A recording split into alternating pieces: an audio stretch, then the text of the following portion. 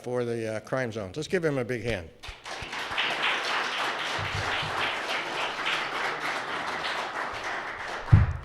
Hello. Just to let you guys know, my name is Lieutenant Byron Wainie. I'm the Crime Prevention Lieutenant at Santa Clarita Station. If you guys don't know, Alan said you guys do, but the city's broken up in 8 different zones. Canyon Country being the largest, it's 2 zones, east and west, zone 7 and 8.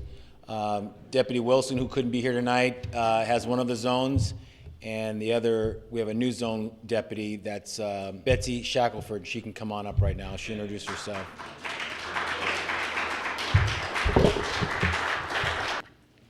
Good evening, ladies and gentlemen. Again, my name is Deputy Betsy Shackelford. I'm currently assigned to Santa Clarita Sheriff Station. Just a little bit of my background. I've been on the department for approximately 9 years.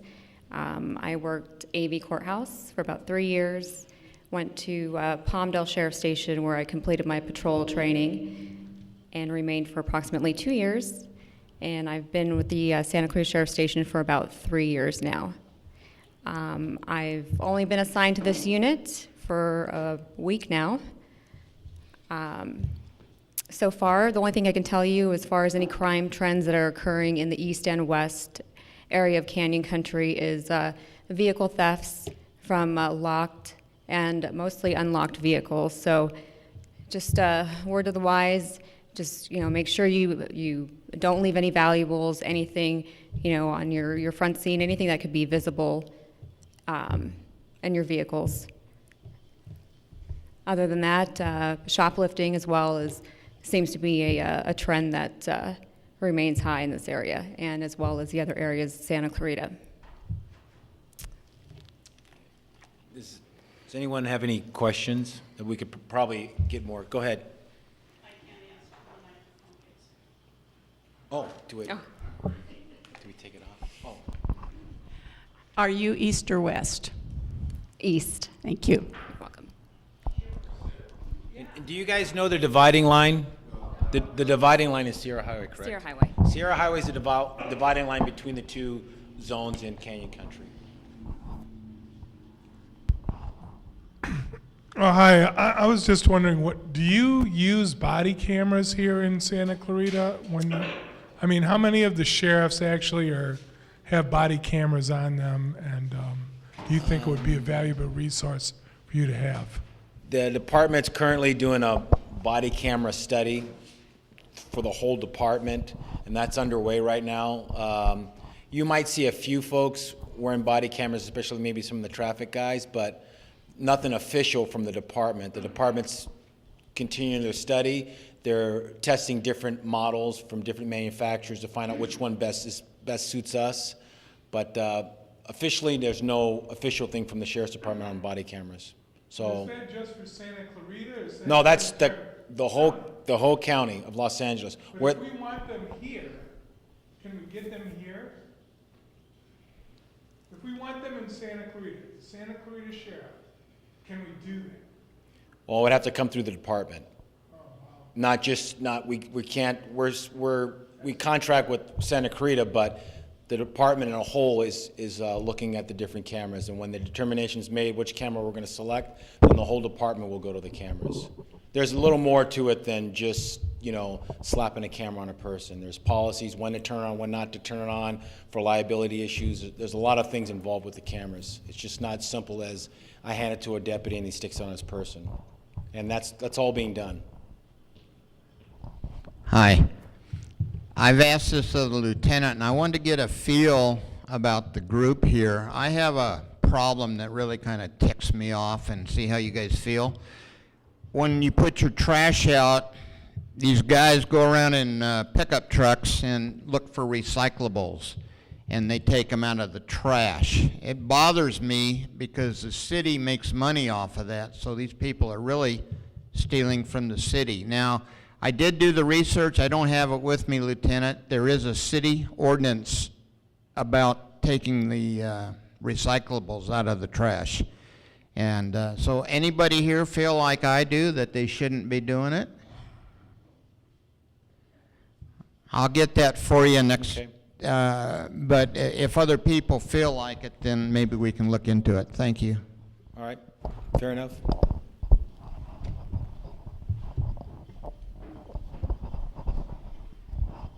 It is against the law, and they don't only take the recyclables.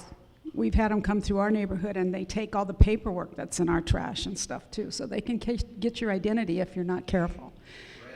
And Right, we're doing a. I don't know well, if we you're- do, but I called the sheriff's department one time, and they came out looking, but the guys were gone already, so. But they said to report anything like that you see. Yeah. And just for you guys aware, the city's putting on a Safe Shred event next month, and we're going to be a part of that. We're going to be providing the security where you'll be able to drive in, any documents with your name, it'll all be shredded right there, and then disposed of. So that's coming middle of next month, I believe. So, go ahead. This is going to be the first one, I believe. I don't know if it'll be periodically, but I know this one, is going to occur. So, and then, always get yourself, if you can, a shredder. That's another thing. Identity theft is pretty big.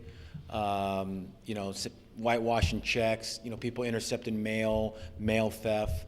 It's all part of the game for some of these crooks. Unfortunately, going to a gas station and taking out where you put your debit card in to pump gas, they'll put a little device in there. You stick your card in there, it reads your card. And then they're sitting in a vehicle not far away, and what the machine reads goes to their laptop, and then they've got your number, and then they start using your credit card. And then you'll get the bills, and then you say, I didn't use that, and then they shut it off. So, I mean, that's occurring too. We just had a big case, our forgery fraud unit did a big case with, they arrested a bunch of people, maybe 15 people for a ring that they were going around and installing these machines in gas stations. Yes, I have mixed feelings about the people that are actually going through the trash for recyclables. First of all, the recyclables shouldn't be in there, so they're providing us a service. Secondly, I've paid for those recyclables. And at public comment in City Hall, I told them, anybody can have anything in my trash till it goes in the truck. And then it becomes the city's. Because for some of those individuals, or many of those individuals, that's the only way they're eating or getting by is getting those recyclables and turning them in. And I think it's a good deal for those that are not recycling and doing the waste of throwing recyclables in the trash that go to the landfill. So I think that needs to be looked at a little more closely. Thank you. And I'm not going to really comment on that. I'll have to take a look at the Muni Code and see what the legal standing, what the city has in place as far as their ordinance goes, and then I can comment on it. But right now, if something we want to look into and enforce, we'll enforce. Somebody in the back? Yes, you say that you are working for the west and the east of Canyon Country. Do you have a substation here?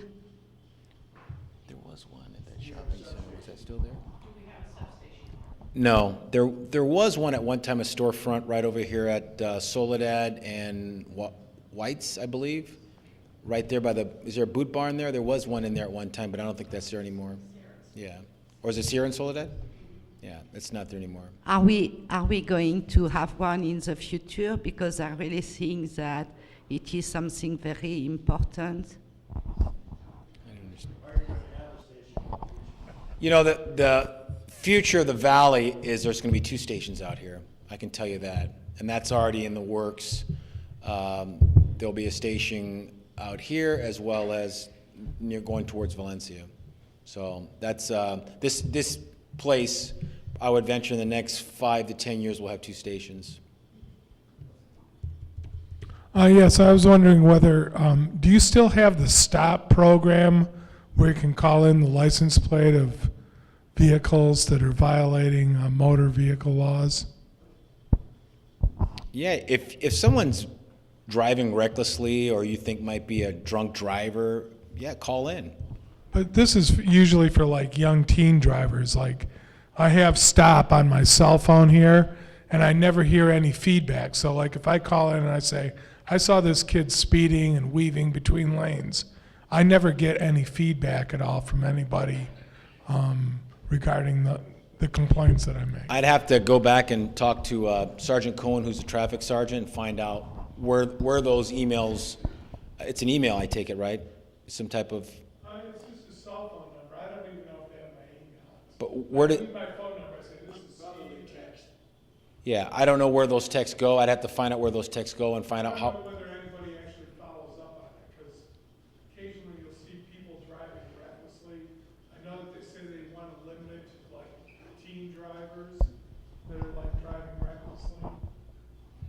It's called stop, S-T-O. Yeah, I've heard of it before. I would tell you, if you identify someone out there that's driving recklessly, I would call in that particular day. I mean, it's not uncommon we have people that are under the influence and they're driving, and that's how we catch them. Somebody sees them and calls it in, and we can get a deputy there in a decent amount of time, pull them over and find out what's the story, why they're driving recklessly. So I'd have to look into find out where that text goes. Well, let's give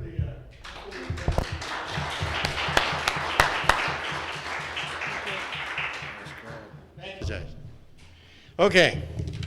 You know, I think we had a couple of discussions about part of this when some of the other sheriff representatives were here. And although we contract with the Sheriff's Department for service, it's really the Sheriff's Department that sets policy for their deputies.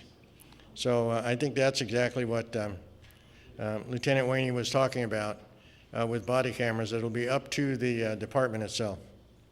But anyway, it was great having the two of you here, and I hope you choose to come back and visit us again.